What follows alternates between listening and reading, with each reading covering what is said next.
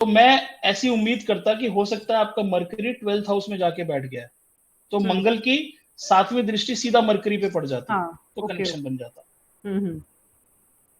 तो अगर आपका बच्चा हॉस्पिटल में अदला बदली नहीं हुई है तो कोई चांस नहीं कि ये थ्योरी काम ना करे, और अगर हुई है तो फिर आपको बहुत पीछे जाना पड़ेगा जब बच्चा पैदा हुआ।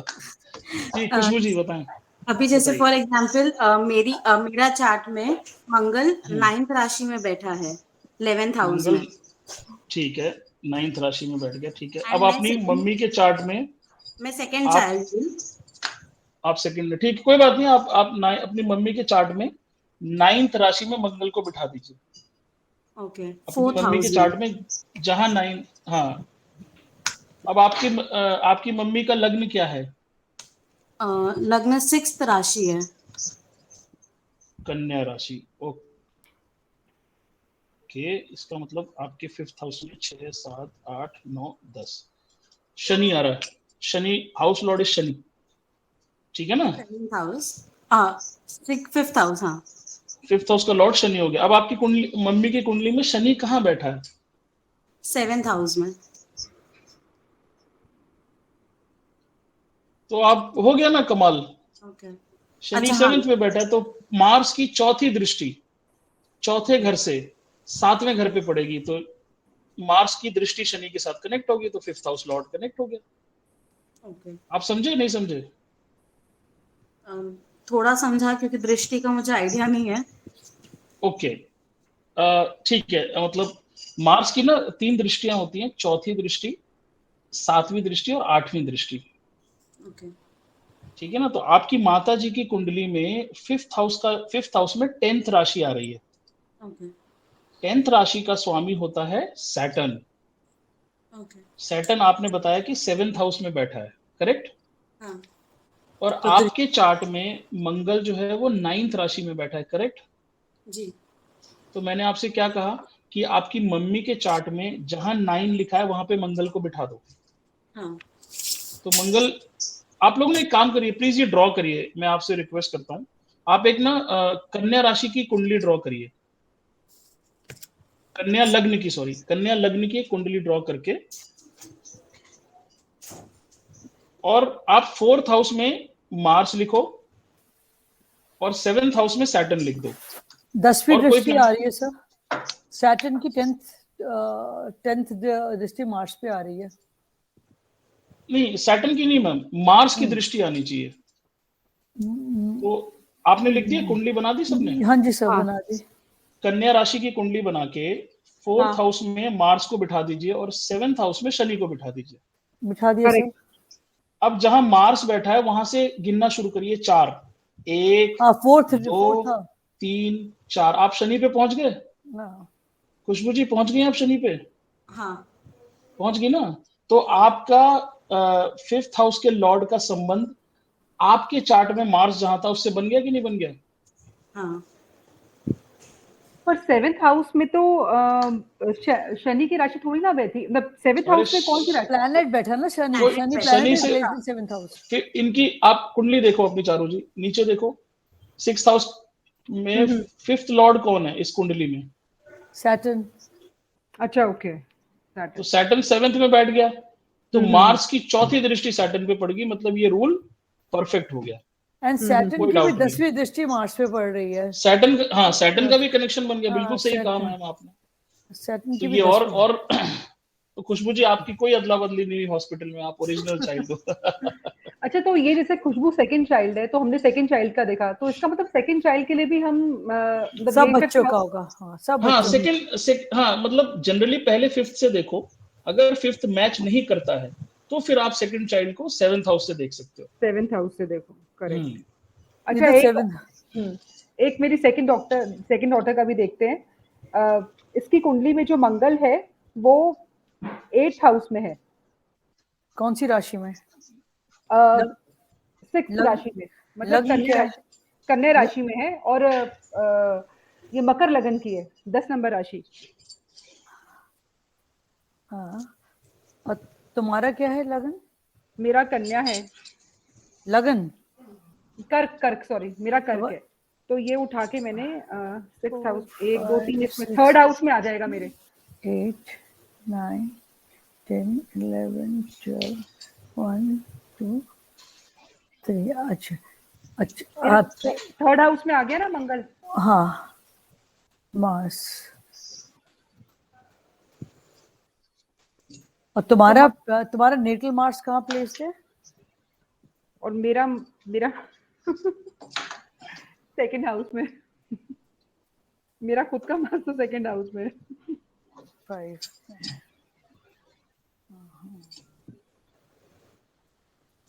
7th हाउस, बस 1 2 3 4 5। ये सेकंड चाइल्ड बोला तुमने? हाँ, 2nd चाइल्ड। तो सर सेकंड चाइल्ड का 10th हाउस ये 7th हाउस से कनेक्शन होना चाहिए। जुपिटर कहाँ है चारू जी आपका? मेरा जुपिटर 1st हाउस में। नहीं सैटर्न कहाँ है तुम्हारा? 2nd हाउस में। सैटर्न भी सेकंड में, मार्स भी सेकंड में है। वो हो गया कनेक्शन?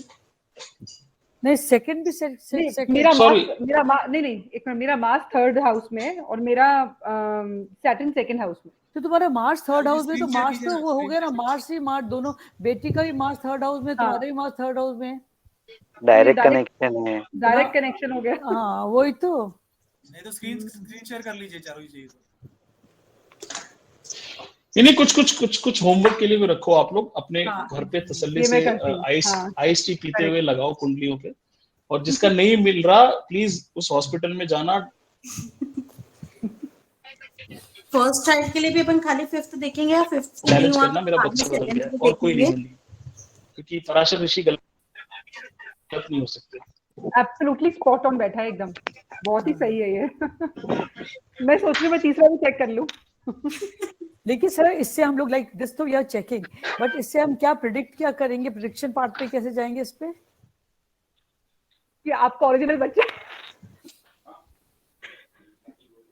कोई क्वेश्चन आएगा क्या इन नाम? केस डीएनए टेस्टिंग की जरूरत नहीं पड़ेगी अगर आप आगे बढ़े यूज ना। करोगे। हाँ इसका मैम जब हम वैदिक में बीटीआर करते हैं ना तो 2 चीजें काम आती हैं। एक राहु 3rd हाउस का काम आता है और एक ये मंगल 5th हाउस यानी बच्चे की कुंडली में। That is how you do beta in Vedic. जो केपी में तो 1st और 7th सबलॉर्ड मिला के बीटीआर करते हैं, बट राहु 3rd हाउस में बैठा हो तो आपसे छोटा कोई नहीं होता, तो ऐसे भी बीटीआर करते हैं। उस पे हम बाद में आएंगे, मतलब that is a very long chapter, so we can so now मंगल आपको सबको समझ में आ गया कि मंगल जहां भी बैठा होगा वहां पे कॉन्फ्लिक्ट पैदा करेगा, बिकॉज वहां पे बहुत एनर्जी होती है। 10th हाउस का मंगल आप देखोगे तो ऑफिस में आदमी बहुत एंथुसियास्टिक है, एक्शन पे एक्शन, एक्शन पे एक्शन। तो जब बहुत एक्शन होगा तो वहां पे रिएक्शन भी होगा। तो 10th हाउस वाला मंगल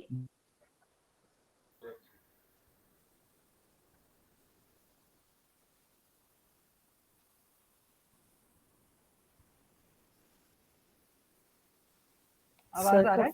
नहीं सर का देख क्या सर का। अच्छा बाय द वे मेरा 3rd चाइल्ड के लिए भी एकदम स्पॉट ऑन है। अच्छा मिला दिया मैंने। अगर फॉर एग्जांपल फर्स्ट चाइल्ड का अगर अपन देखते हैं 5th हाउस से मैच नहीं होता है तो अपन 7th हाउस अपने बॉस से लड़ जाता है, अपने कोवर्कर से लड़ाई कर लेता है। सॉरी, इस तरह की चीजें 10th हाउस के मंगल में आप देखोगे। 4थ हाउस का मंगल खुद बोलिए क्या करेगा 4th हाउस का मंगल? कुछ सर कुछ नहीं। ओके 7th हाउस में मंगल बैठेगा तो क्या करेगा? पार्टनर से। बहुत बढ़िया मैम, इसीलिए आप बचपन से एक शब्द सुनते आ रहे हो, मांगलिक दोष, मांगलिक दोष, मांगलिक दोष। मांगलिक दोष क्या कहता है? 1 4 7 8 12 में अगर मंगल बैठ जाए तो 7 में अगर मंगल बैठ गया तो भैया पति पत्नी के बीच में मतलब हर तरह का कलेश होगा। प्यार भी रह सकता है, डिपेंड करता है कि उनके ऊपर बाकी प्लैनेट्स का क्या इन्फ्लुएंस है। बट मंगल क्या होता है ना, मतलब वहां पे एक्शन जरूर होगा। पति पत्नी शांत नहीं बैठेंगे, कुछ ना कुछ उनके बीच में चलता रहेगा। तो प्लैनेट जो है ना, अपना जो कारक तत्व होता है ना, अपना जो सिग्निफिकेशन होता है, वो प्लैनेट कभी नहीं छोड़ेगा। अगर मंगल एग्रेसिव है तो वो जिस भी हाउस में बैठेगा वहां के प्रति आपको एग्रेशन, कंफ्लिक्ट, एक्शन, रिएक्शन, ये सारी चीजें आपको देगा। सन जहां बैठेगा वहां आपको मतलब उस हाउस से आपका एक आत्मिक कनेक्शन हो जाएगा। मून जहां बैठेगा वहां आपका मतलब मन लगा रहेगा। आपका आपका जो इमोशनल रिचार्ज है ना, वो उसी हाउस से होगा जहां मून बैठा रहता है। आप उस हाउस के काम करोगे ना, तो आपको ऐसा लगेगा कि मैं रिजुविनेट हो गया, मेरी थकावट दूर हो गई। मार्स 11th हाउस में क्या करेगा महावीर जी?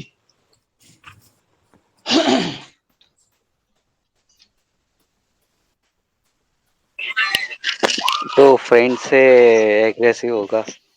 नहीं, हाँ, elder फ्रेंड्स के siblings. प्रति बहुत एनर्जेटिक होगा, मतलब हाँ बहुत आलसी आदमी होगा ना, लेकिन जब उनको फोन आएगा कि अरे यार चलना अपन पब में चल के पार्टी करते हैं, तो अचानक से उसकी एनर्जी जाग जाएगी, वो तुरंत करेक्ट। भागेगा। और ऑब्वियसली कॉन्फ्लिक्ट भी कराएगा फ्रेंड्स के साथ। बहुत बढ़िया, बहुत बढ़िया। तो आई थिंक मार्स आप सबने समझ लिया। मार्स आपको पता है कि भाई का कारक होता है, because Mars is power. Power आपको कैसे मिलती है? अपने भाई से। भाई आपका बल होता है। मार्स, मैंने आपको बताया था स्टोरी में कि मार्स भूमि का पुत्र है। तो जितनी भी दुनिया में आप प्रॉपर्टी देख रहे हो, लैंड, बिल्डिंग, हर चीज, everything is signification of Mars. किसी के 4th हाउस में मार्स बैठ जाता है, वो रियल स्टेट में आदमी मस्त काम करेगा। उसको रियल स्टेट का काम जरूर करना चाहिए, बिकॉज उसके अंदर वो एनर्जी अपनी लगाएगा तो उसको फायदा होगा। तो मार्स इज ऑल अबाउट, अच्छा, जितना एग्रेसिव प्लैनेट होगा ना, उतना केयरिंग भी होगा। मार्स क्या है ना, प्रोटेक्टिव भी है। मार्स जिस हाउस की को दृष्टि देता है ना, उस हाउस को मार्स प्रोटेक्ट करता है। अगर आपके लग्न में मार्स बैठा है और उसकी चौथी दृष्टि आपके घर पे पड़ रही है, 4th हाउस पे, तो मार्स अपने घर को लेके बहुत प्रोटेक्टिव हो जाएगा। मार्स के घर में अगर ऐसे व्यक्ति के घर में कोई जाएगा और बोलेगा यार आपके पर्दे बहुत पुराने हो गए, तो वो एक कान के नीचे बजाएगा मार्स, कहेगा पर्दे पुराने हो गए तो तेरे मतलब तेरे से पैसा लेके मैंने पर्दे लगवाए। तो मार्स अपने उस हाउस के बारे में जिसपे वो दृष्टि देता है बहुत प्रोटेक्टिव हो जाता है। क्लियर जी? एनी क्वेश्चंस यहाँ तक? अच्छा, मार्स की 4th दृष्टि आपने बताई है, एक बार 7th भी बता दो फिर। 7th एंड 8th, जैसे आपने बताया 4th हाउस के लिए वो प्रोटेक्टिव हो जाएगा, तो 7th हाउस के ये लिए भी प्रोटेक्टिव हो जाएगा, राइट? हाँ चारू जी, ये ना थोड़ा सा मतलब अलग हटके टॉपिक है, बहुत लंबा हो जाएगा, बिकॉज हर दृष्टि का ना एक मतलब है। 4th ठीक है, दृष्टि का, तो हम 8th बाद में। दृष्टि का, 7th का, तो उसको हम बाद में अगले उसमें कवर कर लेंगे।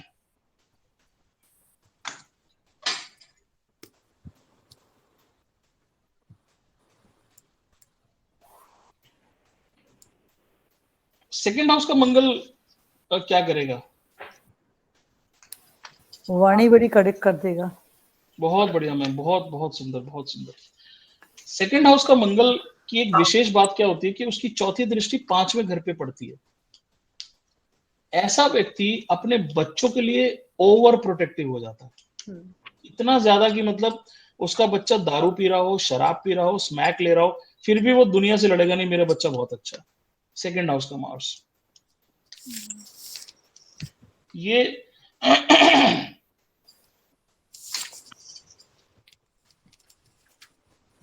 और जैसे 3rd हाउस का मंगल की 4th दृष्टि अगर 6th हाउस पे पड़ रही है, तो 6th हाउस जैसे हमारे सर्वेंट्स का होता है, तो उनके लिए प्रोटेक्टिव या हाँ, जॉब, सर्वेंट को लेके बिल्कुल, अपनी जॉब को लेके बहुत जॉब को लेके, जॉब सेंसिटिव को हो लेके, जाएगा, प्रोटेक्टिव हो बेसिकली जाएगा। जॉब को लेके। हाँ, जॉब को लेके बहुत एग्रेसिव हो जाएगा वो, बिल्कुल बिल्कुल 100%। शत्रु पे एग्रेसिव हो जाएगा। शत्रुओं को मतलब नाश कर देगा वो।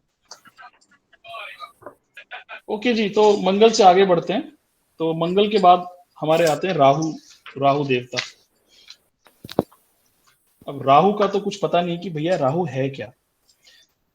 राहु की कहानी अगर आपने सुनी हो, तो राहु महाराज जब समुद्र मंथन हुआ तो उसमें अमृत की प्राप्ति हुई, तो देवताओं को लाइन में बिठा दिया गया कि अमृत पियो और अमर हो जाओ। और दानव भी लाइन में आ गए, तो दानवों के लिए सोमरस बना के, नकली अमृत बना के उनको पिलाना शुरू कर दिया।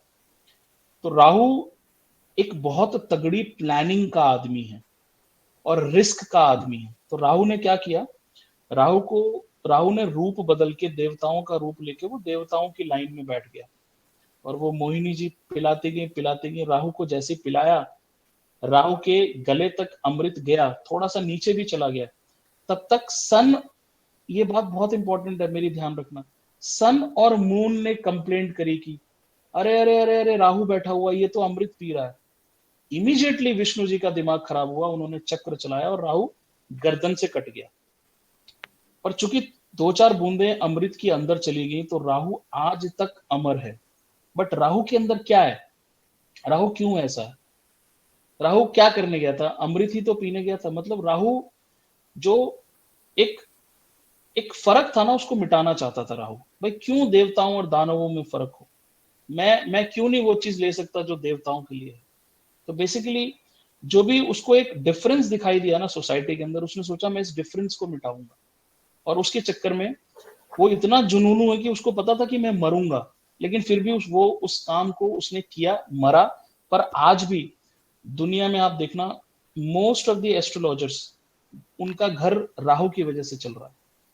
अगर आज राहु अपना काम करना बंद कर देना तो दुनिया में जितने एस्ट्रोलॉजर बैठे हैं सबकी दुकानें बंद हो जाएंगी।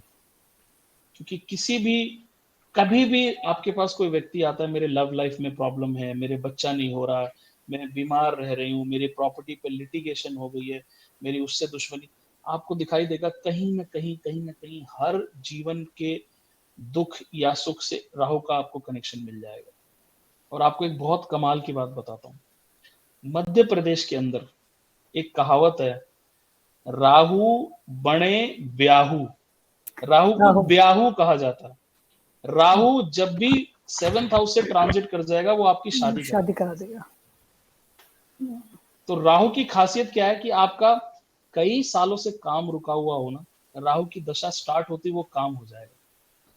और कई सालों से आपका काम बनता चला जा रहा हो ना, राहु की दशा आती है वो काम बिगड़ जाएगा। तो राहु क्या है, एंटीबॉडी है, राहु एंटी मैटर है, राहु मतलब उल्टी खोपड़ी है। और उसके अंदर इतना रिवेंज भरा हुआ है। मतलब राहु को एक वर्ड में हमें समझना हो तो आप राहु को पैशन बोलो, जुनून। राहु जुनून है। जिस हाउस में राहु बैठ गया आपको उस हाउस के प्रति भयानक जुनून हो जाएगा। और आप सब लोग अपने चार्ट में लगा के देख लेना, राहु आपके जिस भी घर में बैठा होगा कभी ना कभी जीवन में आपको उस घर के प्रति जुनून हुआ होगा। फॉर एग्जाम्पल 7th हाउस का मैं केस लेता हूँ, ज्यादातर केसेस लव मैरिज के जिसमें लड़का लड़की को भगा के ले गया, या लड़के ने मतलब जैसे DDLJ वाला केस है, या हिंदू की शादी मुसलमान से होगी, ऐसे केस में राहु जरूर 7th हाउस में बैठा होता है। अपने पार्टनर को प्राप्त करने के लिए राहु सब कुछ कर देता है। इवन राहु लव में सुसाइड भी करा देता है। आपने देखा ना, प्यार में बहुत से लोग सुसाइड कर लेते हैं। वो 7th हाउस का राहु इस हद तक जुनूनी बना देता है कि ठीक है तू मेरी नहीं हुई ना तो ठीक है मैं जिंदा भी नहीं रहूंगा, खत्म। ये है राहु। जिस भी हाउस में राहु बैठ जाएगा उस हाउस के रिजल्ट को प्राप्त करने के लिए आप कुछ भी कर सकते हो। राहु मतलब अगर आप किसी देवता को कलयुग में सबसे ज्यादा माना जाता है तो वो है कृष्ण भगवान। अगर आप देखो महाभारत में कृष्ण ने क्या किया, सारे राहु वाले काम किए। अर्जुन को बोला कि वो तेरे दादाजी नहीं है, वो तेरे ताऊजी नहीं है, वो तेरा भाई नहीं है, मार। कृष्ण जी को क्या चाहिए था, सच, झूठ पे सच की जीत चाहिए थी। और उसके लिए कृष्ण जी ने मतलब लाशों की लाइन लगा दी। इट डजंट मैटर कितने लोग मरेंगे, बट एंड रिजल्ट क्या होगा दैट मैटर्स। तो कृष्ण जी को सत्य की जीत चाहिए थी, धर्म संस्थापनार्थाय, धर्म की संस्थापना करनी थी। तो उसके लिए उनको कई करोड़ों लोगों का बलिदान देना पड़ा, बट डजंट मैटर। ये राहु है। राहु का मतलब है किसी भी कीमत पे मैं ये प्राप्त करके रहूंगा। राहु अगर छठे घर में बैठ जाए तो आदमी चीता हो जाता है। क्यों हो जाता है चीता? 6th हाउस क्या है हमारा? 6th हाउस हमारा कंपटीशन है। उस आदमी को सेकंड आने के बाद मतलब वो आदमी सेकंड आया, अगर फर्स्ट नहीं आया या हार गया, वो आदमी पागल हो जाएगा। उसके अंदर इतनी ज्यादा फाइटिंग स्पिरिट राहु दे देता है कि वो हमेशा बिना मतलब कंपटीशन करता रहेगा। ऐसे लोग क्या करते हैं, ट्रेन के साथ रेस लगा लेते हैं। रेलवे स्टेशन पे ट्रेन के साथ तेज तेज भागते हैं कि मैं ट्रेन को भी पीछे छोड़ दूंगा। राहु अगर सही जगह बैठ गया 6th हाउस में, ऐसा राहु बच्चों को ब्रिलियंट मतलब एक वो देता है कंपटीशन क्लियर करने की भावना। ऐसे बच्चे बड़े बड़े कंपटीशन हंसते हुए निकाल जाता है। तो अगर किसी के 6th हाउस में आपको राहु, चारू जी हंस रहे, मतलब उनके किसी बच्चे के 6th हाउस में राहु है। ये एस्ट्रोलॉजी है, और एस्ट्रोलॉजी बहुत बैलेंस भी करता है। राहु 12th हाउस में किसी के बैठा हो, 12th हाउस क्या है? 12th हाउस व्यय है। 12th हाउस, हाँ 12th हाउस हमारा शैया सुख भी है, बेड प्लेजर्स भी है। हम जितने भी सेक्सुअल रिलेशंस होते हैं सब बेड पे ही होते हैं, इसलिए 12th हाउस हमारा बेड प्लेजर्स भी है। राहु जब 12th में बैठ जाएगा, ऐसा आदमी भयानक प्रोस्टिट्यूशन में चला जाता है।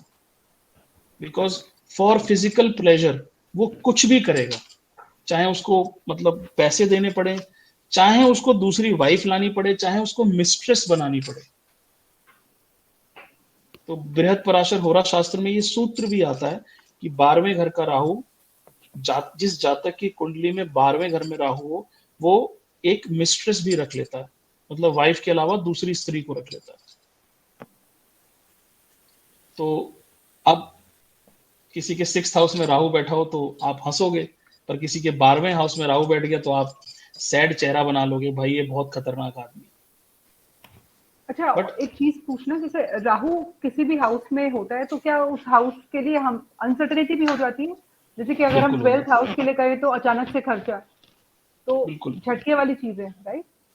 12th हाउस देखो, योग का घर कौन सा है? योग, हाँ, योगा मेडिटेशन 12th हाउस। और भोग का घर कौन सा है? 12th house, Dzire 12th house. 12th house.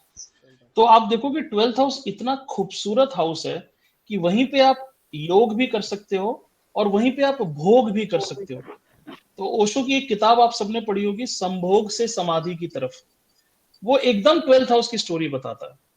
तो राहु अगर आपका खराब प्लैनेट्स की संगत में है तो वहां से आपको भोग कराएगा, बट राहु अगर आपका अच्छी प्लैनेट्स की संगत में 12th हाउस में आ जाता है तो वो आपको बहुत बड़ा योगी भी बना देगा। बहुत बड़े बड़े स्पिरिचुअल लीडर्स की कुंडली में राहु को 12th हाउस में पाया गया। स्पिरिचुअल लीडर्स की कुंडली में? अच्छा, बिकॉज वो जिन्होंने योग कारक हो गए, हाँ, योग के प्रति। और वो इतने बड़े योग कारक हुए कि उन्होंने अपनी स्वेच्छा से सुखासन में बैठे बैठे अपने प्राण त्याग दिए। तो इसका एक मतलब होता ये ना हुआ, कि सॉरी एक चीज में मैं कंफ्यूज हो गई, बिकॉज अभी एक बहुत ही अच्छी चीज बताई आपने कि योग और भोग दोनों 12th हाउस से देखते हैं, ठीक है?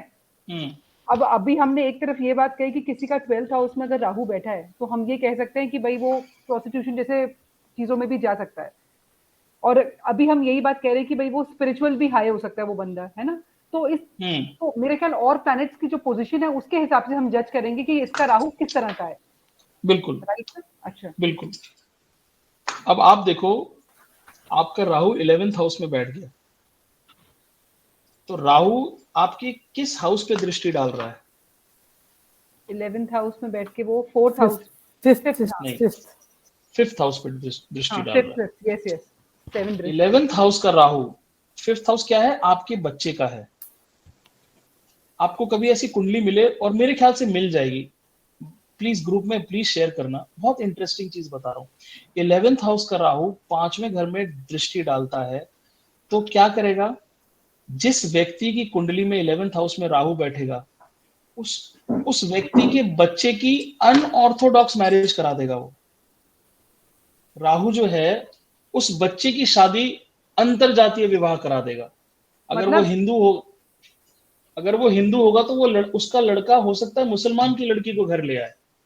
इतना शानदार है राहु, क्योंकि उसकी दृष्टि 5th हाउस पे पड़ गई। मतलब बाप के हॉरोस्कोप या माँ के हॉरोस्कोप से हम बच्चे के बारे में ये प्रेडिक्शन बिल्कुल बिल्कुल बिल्कुल। अगर आपके घर में सारे डॉक्टर्स हैं और आपके बच्चे का मतलब 5th हाउस में राहु है, तो आपके बच्चे को अगर सक्सेसफुल होना है तो उसको अनऑर्थोडॉक्सी तोड़नी पड़ेगी। अगर वो डॉक्टर बनेगा वो बिल्कुल सक्सेसफुल नहीं होगा। डॉक्टर के अलावा वो कोई ऐसा प्रोफेशन चूज करेगा जो आपके बाप दादाओं ने जिंदगी में कभी नहीं किया हो, उस प्रोफेशन में वो बहुत सक्सेसफुल होगा। फोर्थ जैसे हाउस मैं आपको एक बहुत बहुत क्लासिक एग्जांपल देता हूँ, जो रिसर्च जिसके ऊपर I forgetting the name of that astrologer, उनको ना पीएचडी भी मिला। 10th हाउस का राहु। आपने सुलभ इंटरनेशनल का नाम सुना है? जो सुलभ शौचालय बनाते हैं, शौचालय जो बनाते हैं, that is the product of 10th house Rahu. Different profession के थॉट घर में राहु बैठ गया, उस आदमी ने कहा कि भैया मैं तो टॉयलेट से भी पैसे कमा लूंगा। और आज की डेट में सुलभ शौचालय की इंटरनेशनल चेन्स हैं। 5 रुपए लेते हैं, मतलब पता नहीं क्या रेट है, 5 रुपए शायद वॉशरूम का है ऐसे करके। बट ये कॉन्सेप्ट सोचो, आपने किसी ने सोचा था कि मतलब somebody can earn money out of मतलब मूत्र से भी आदमी पैसे कमा लेगा? इतनी जबरदस्त थॉट प्रोसेस राहु ही दे सकता है 10th हाउस में। सर राहु की रेमेडी में बोलते हैं कि you know if somebody is having Rahu dasha and not giving positive results, तो उनको बोला जाता है कि अपने घर के WCs वगैरह को खुद साफ करें। राहु की बिल्कुल मैम ये है आपका फायदा मैम। देखिए कितने लोगों को बैठे बैठे फ्री में रेमेडी मिल गई। जो भी आदमी, वैसे भी मैं बता रहा हूँ, अगर आप अपने टॉयलेट को खुद साफ करते हो, आप देखोगे आपका क्लैरिटी ऑफ माइंड बढ़ जाता है। राहु क्या है? Rahu is a cloud, non clarity of thoughts is Rahu. आप जब भी, जिस दिन से भी अपना बाथरूम या अपना टॉयलेट खुद साफ करने लगोगे, आप देखोगे आप ऑफिस में, शादीशुदा जिंदगी में, बच्चों के साथ, एज ए माँ बाप आप क्या सोचते हो? मैं अपने बच्चों को इंजीनियर बनाऊं, फिर आपको लगता है नहीं यार इसको आर्कियोलॉजिस्ट बनाते हैं, फिर आपको लगता है ये क्रिकेट भी अच्छा खेलता है। क्लैरिटी ऑफ माइंड नहीं आती। The day you start cleaning your own toilet, आपका राहु आपको क्लियर थॉट दे देगा माइंड में, और आप वही काम करो। तो अगर किसी के 11th हाउस में राहु है और उसका बच्चा अगर अनऑर्थोडॉक्स शादी नहीं करता है, तो भैया उसकी शादी ज्यादा दिन चलेगी नहीं। मेरी बहन तो वो अगर, हाँ खुशबू जी कुछ कह रही हैं आप? मेरी बहन का 11th हाउस में Rahu and she is doing an marriage. किसके? My sister. Oh, what is she doing? Intercaste marriage है उसकी भी। ब्रिलियंट। ओके, कोई बात नहीं, आगे बढ़ते हैं। सर राहु की दृष्टि नहीं होती, राइट? राहु की दृष्टि मतलब, अब कई लोग मानते हैं 7 दृष्टि। आपके सामने अगर कुछ है तो वो तो देखेगा तो जरूर। मतलब ये लॉजिक ही बिल्कुल गलत है कि राहु एक शैडो प्लैनेट है तो राहु सब कुछ कर रहा है, अपनी दृष्टि नहीं देगा, ऐसे पॉसिबल ही नहीं। राहु आपको कैंसर दे रहा है, राहु आपको शादी करा दे रहा है, राहु आपके बच्चे की अनऑर्थोडॉक्स मैरिज बना है, तो राहु की दृष्टि भी माननी चाहिए अपने।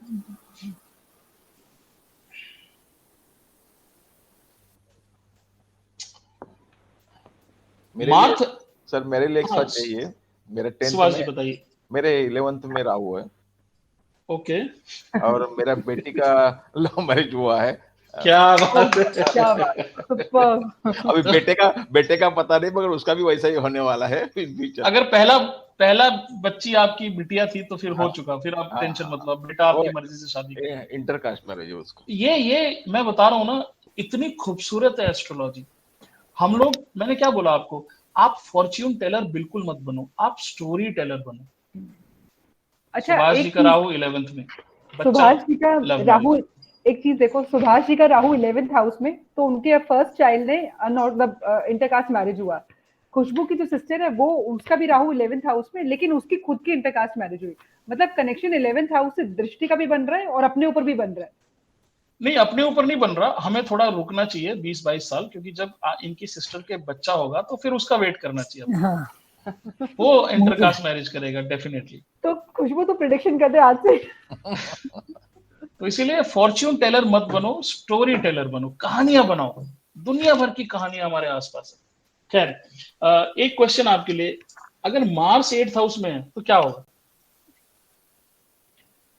मार्स अगर 8th हाउस में है, हाँ, malefic planet in 6, 8, 12 is good. हाँ, गुड ना? करेक्ट।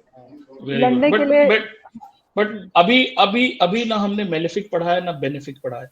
अभी जो हमने मार्स के बारे में चीजें बताई हैं उसके हिसाब से बताओ क्या करेगा। तो इसका मतलब अगर 6th हाउस में मार्स है तो कंपटीशन 8th हाउस, लेवल में वो, अच्छा 8th 8th हाउस, हाउस में 8th हाउस का मार्स क्या करेगा? शेयर मार्केट से गेन करेगा। धरती के नीचे का वेरी आपने गुड। बताया था। 4th हाउस का मार्स क्या करता है? प्रॉपर्टीज। आपके डोमेस्टिक एनवायरनमेंट में कंफ्लिक्ट देता है। ये हमने पढ़ा था ना कि मार्स जिस भी घर में बैठेगा वहां से आपको कंफ्लिक्ट देगा। 8th हाउस का मार्स क्या करेगा? आपका बच्चा, पहला बच्चा कहां से आता है? 5th हाउस से। यस 5th हाउस से चौथा घर है 8th हाउस। तो 8th हाउस का मार्स आपके पहले बच्चे का डोमेस्टिक एनवायरनमेंट खराब कर देगा। 5th से गिनो ना, 5th, 6th, 7th, 8th। This is called interlinking destiny. तो sir what do you mean by domestic environment? मतलब जैसे आप ऑफिस से थक के घर पे गए और आपको किसी ने ग्लास में पानी दे दिया, वाइफ ने चाय पूछ ली, बेटी ने भाग के गले लगा लिया। This is peaceful domestic environment. But आप थके हारे ऑफिस से घर गए, दरवाजा खोलते बीवी ने कहा दूध नहीं लाए, सब्जी नहीं लाए। अरे भाई एक गिलास पानी, मतलब ये है नॉन पीसफुल डोमेस्टिक एनवायरनमेंट। या खूब आप घर में गए और आपने दरवाजा खोला तो बीवी की तरफ से 20 रिश्तेदार आए हुए। अब आप मतलब ना आपको बैठने की जगह मिल रही है, ये है नॉन पीसफुल एनवायरनमेंट। आप घर गए, आपकी पिताजी से आर्ग्यूमेंट शुरू हो गई। तो सर जिसका जिस जातक का 8th हाउस में मार्स है he will face all this, या उसका बच्चा नहीं। बच्चा उसका first child will come from 5th house. तो 5th हाउस से 4th है ना 8th हाउस, यस तो उसके पहले बच्चे का डोमेस्टिक एनवायरनमेंट खराब कर देगा। ओके। तो इसका मतलब ये कि हमारी कुंडली से हमारे बच्चे का डोमेस्टिक एनवायरनमेंट भी हम चेक कर सकते हैं। मेरा उद्देश्य यही है चारू जी कि मैं आपकी कुंडली से आपके मौसा, आपकी मौसी, आपके चाचा, आपके ताऊ, आपके मामा, सबके बारे में प्रेडिक्शन कर दूं। आपने नाम सुना होगा, एक बहुत फेमस इंडिया के टॉप एस्ट्रोलॉजर हैं जिनका नाम है KN राव। यस। उनके पास कोई कुंडली लेके जाता है ना, तो वो उस जातक की बात नहीं करते। वो क्या बोलते हैं, यार एक बात बताओ, तुम्हारे मामा जी की टांग टूटी है क्या? अब वो आदमी अपना सर पकड़ लेता है कि मामा की टांग टूटी है, कैसे पता लगा आपको? तो उस लेवल का एस्ट्रोलॉजर बनना है। इसीलिए मैं बीच बीच में ये इंटरलिंकिंग सिखा रहा हूं कि आप रिश्तों को समझना सीख जाओ। तो स्टोरी टेलिंग किसकी करनी है? उस जातक की भी करनी है, उसकी माँ की भी करनी है, उसकी बहन की भी करनी है, उसके जीजा की भी करनी है, उसके चाचा की। मतलब इतनी, मैं बोला ना, एक कुंडली आपको पूरा मुंशी प्रेमचंद का नॉवेल लिखवा देगा अगर आप स्टोरी बनाने पे आओगे। फॉर्च्यून मत सुनाओ किसी को, उसको उसकी स्टोरी सुनाओ। चलो जी आगे बढ़ें। मजा आ गया, thank you ji. Is everyone okay to continue? मतलब वही पूछ रहा हूँ, 11:15 हो गया इसके लिए। सर आपको घर भी जाना है? हाँ बस चाहिए तो दूसरा एक घंटे का सेशन रख लेते हैं अगर ना। एक मतलब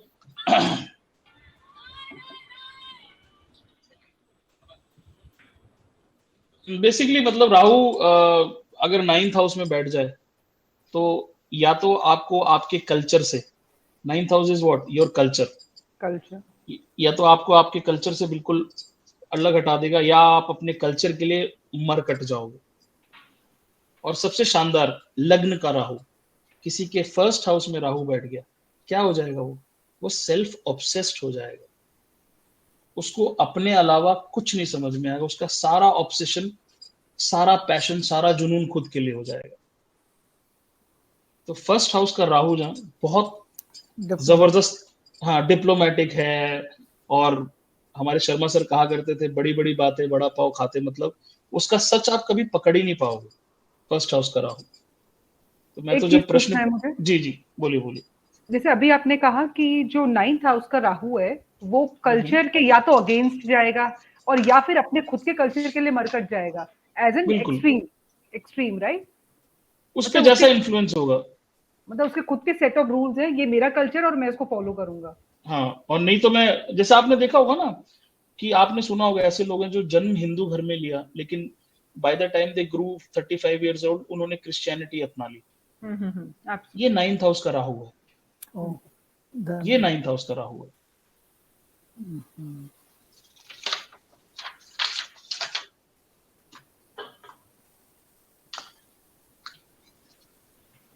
11th में राहु आ जाएगा, मतलब कुछ भी करेगा अपने डिजायर्स को फुलफिल करने के लिए, कुछ भी, साम दाम दंड भेद। और एक बड़ी इंटरेस्टिंग प्रेडिक्शन बताता हूँ, मतलब 8th हाउस में राहु और मंगल का जब युति होती है, और ये बहुत दिखती है आपको कुंडली में, इसको मतलब प्लीज अदरवाइज आप लोग मत लेना, बट ये एक इंपॉर्टेंट प्रेडिक्शन है। ऐसा आदमी, राहु और मंगल की युति 8th हाउस में वाला आदमी, राहु उसको ना बहुत आपने देखा होगा ना, कुछ लोग अपनी गर्लफ्रेंड्स या बीवी के साथ जब प्यार करते हैं तो वो हंटर वाला प्यार करते हैं, एक दूसरे को मतलब चोट पहुंचा के उनको फिजिकल प्लेजर मिलता है। ये वो कॉम्बिनेशन है। मंगल इज एग्रेशन, राहु इज उल्टे सीधे ख्याल। वो आई डोंट नो मतलब क्या क्या होता है, बट ये कॉम्बिनेशन अगर 8th हाउस में कनेक्ट होता है तो ऐसा आदमी बहुत ज्यादा एक्सपेरिमेंटल हो जाता है। और सेम अगर यही कॉम्बिनेशन 6th हाउस में हो जाए तो 6th हाउस में मंगल और उसका मतलब आप देखो ना, फियर्स कॉम्पिटिटर, मतलब अपने कॉम्पिटिटर को जहर भी दे देगा वो। Rahu is poison, Rahu is poison. Sir 10th house Rahu, 10th house बताया ना मैंने, प्रोफेशन में मतलब ब्रिलियंट आइडियाज ले आएगा, और उस आदमी को नॉर्मल काम नहीं करना चाहिए 10th हाउस के राहु को, उसको अलग हटके ही काम करना चाहिए, तभी वो सक्सेसफुल होगा। आप देखना, वो कोई काम अगर इतने सालों से कर रहा होगा, अगर वो अलग हटके कुछ करने लग जाएगा ना, वो सक्सेसफुल हो जाएगा। चलिए जी, एनीवेज हाँ बोलिए प्लीज प्लीज। बर्थ चार्ट से ज्यादा इम्पैक्ट करेगा या ट्रांजिट में ज्यादा इम्पैक्ट करेगा? ट्रांजिट, पराशर ऋषि ये कहते हैं कि ट्रांजिट ओनली 30% इम्पैक्ट करता है।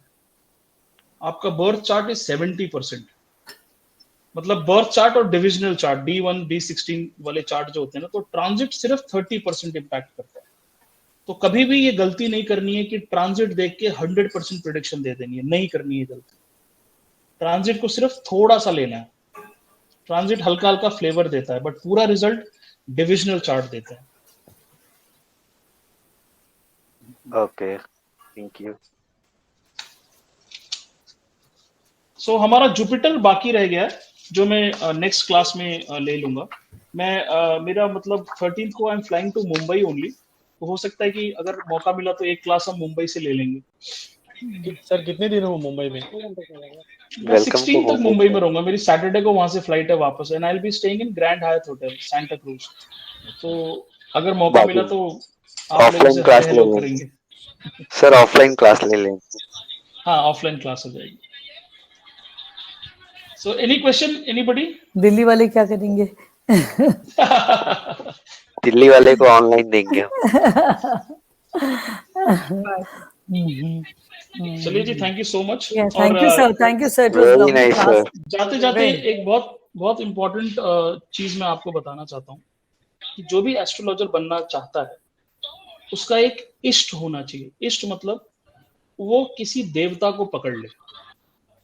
जनरली शंकर जी को नहीं पकड़ना चाहिए एस्ट्रोलॉजी के लिए, बिकॉज शंकर जी को इन बातों से फर्क नहीं पड़ता। शंकर जी का मूड बिगड़ेगा ना तो वो तीसरी आंख खोल देंगे, सब नष्ट हो जाता है।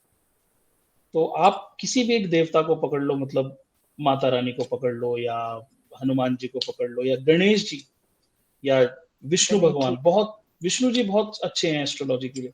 तो जब भी आप किसी की कुंडली खोलो ना, आप कम से कम उस भगवान को 1 मिनट जरूर याद किया करो, और ये फीलिंग किया करो कि भगवान मैं सिर्फ एस्ट्रोलॉजर हूँ, मैं आपका पोस्टमैन हूँ, असली चीज आप कर रहे हो।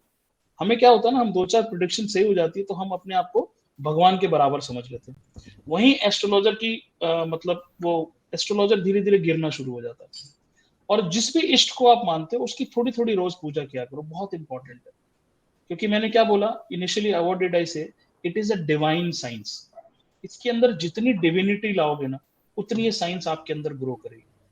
तो डिविनिटी कैसे आएगी? जब आप अपने इष्ट को याद करोगे। कुंडली खोलो, जय माता दी बोलो, चालू कर दो स्टोरी टाइम। और ये हमारा इष्ट देव भी हम कैसे अपने जैसे कौन हमारा इष्ट बिल्कुल कौन मैम, है, इष्ट कौन आप है, ये 5th हाउस से पता चलेगा क्या? बिल्कुल बिल्कुल आपका 5th हाउस आपको बताएगा कि आपको किस देवता की पूजा करनी चाहिए। 5th हाउस का लॉर्ड। 5th हाउस का लॉर्ड बताता है कि आपको किस देवता की पूजा करनी चाहिए। मुझे तो हनुमान जी की करनी है। सर मंगल है तो हनुमान ही करने पड़ेंगे। हाँ करने मंगल है तो पड़ेंगे हनुमान। मतलब करना चाहिए। करना चाहिए तो मतलब कर रहे हैं। हाँ कर रहे हैं। और वीनस सर, हम देवी जैसे वीनस का राशि आती है साथ में, 2 वीनस नंबर की महालक्ष्मी की पूजा कर, हाँ जो अपने वैष्णो देवी में महालक्ष्मी, महागौरी और महासरस्वती, तो महालक्ष्मी की पूजा करो वीनस की। कल्पना जी आपका क्या है लगन? मेरा लगन मिथुन, अरे वाह, 3 नंबर का लगन है। स्वीट मतलब दुनिया में अगर मतलब बोलने से पहले जो लोग शहद खा के बोलते हैं ना, वो है आपका लगन। तो शर्मा जी, आपकी वाणी शर्मा से जी आपको का कभी लगन है। दिक्कत नहीं होगी। सर और वो भी जुपिटर भी 6th में है वो, वैसे तो देख रहा है 2nd हाउस को, कितना इम्पैक्ट देगा पता नहीं। जुपिटर 6 का मतलब आपके 6th प्रेडिक्शंस हाउस, बहुत सेल्डम गलत होते होंगे, क्योंकि 6th आपको हाउस वाक सिद्धि का, प्राप्त हुई है। हाँ वो 10th हाउस को भी देख रहा है, प्रोफेशन के घर को भी देख रहा है, प्लस 2nd हाउस को भी देख रहा है। 2nd हाउस को भी देख रहा है। सर बट दिस इज चलिए, ट्रू कि सेकंड हाउस पे जुपिटर का एक्सपेक्ट तो राइट प्रेडिक्शन जाता है। 100% ट्रू सर। सर एक क्वेश्चन था। हाँ जी जैसा सर। सर जैसा आपने कहा 6, 8, 12 जो है वो मोस्टली नेगेटिव हाउस समझते हैं हम लोग।